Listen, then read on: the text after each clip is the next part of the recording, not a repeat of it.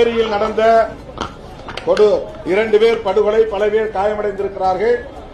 அதில் சம்பந்தப்பட்ட குற்றவாளிகளை காவல்துறை கைது செய்ய வேண்டும் என்று உயர் அதிகாரிகளை தொடர்பு கொண்டு வலியுறுத்தியிருக்கிறோம்.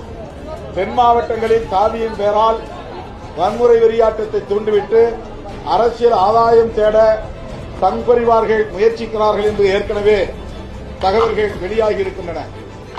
திருமாவளவன் அவர்கள் இவ்வளவு கேவலமா இருப்பாரு அப்படின்னு யாருமே நினைச்சு கூட பாக்கலங்க. பட்டியலின மக்கள் மீதான தாக்குதல் நடக்கிறப்பெல்லாம் நீங்க வாய மூடிக்கிட்டு இருக்கீங்க. ஈரானுக்கும் பாலஸ்தீனத்துக்கும் இஸ்ரேலுக்கும் போகிறீங்க, என்னங்க உங்க கதை அப்படின்னு சொல்லி தமிழக மக்கள் தொடர்ந்து கேட்டுட்டே இருக்காங்க. இன்னைக்கு காலையில நாங்குநேரியில பட்டியலின மக்கள் பெரும்பான்மையா வசிக்கக்கூடிய ஒரு பகுதியில 9 பேர் கொண்ட கும்பல் ஒரு 3 பைக்ல பெட்ரோல் குண்டுகளை வீசுறாங்க. அந்த பகுதி மக்கள் எல்லாம் கண்டபடிக்கு சரமணியா போற போக்குல வெட்டிட்டு போறாங்க.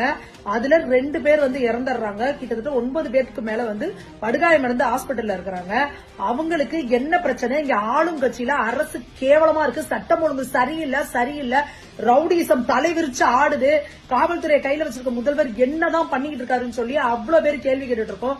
கூட்டணியில இருக்கிற திருமாவளவன் அவர்கள் என்னமோ சொல்லுவாங்க பாருங்க, பாம்புக்கும் நோவக்கூடாது, கம்புக்கும் நோவக்கூடாதுங்கிற மாதிரி இந்த விஷயத்தை கண்டிக்கலன்னா இன்னைக்கு நமக்கு அவ்வளவுதான். எலெக்ஷன்ல ஓட்டு கேட்டு போனோம்னா நம்ம மக்களே நம்மள அடிச்சு துரத்திடுவாங்க அப்படின்னு சொல்லிட்டு இன்னைக்கு என்ன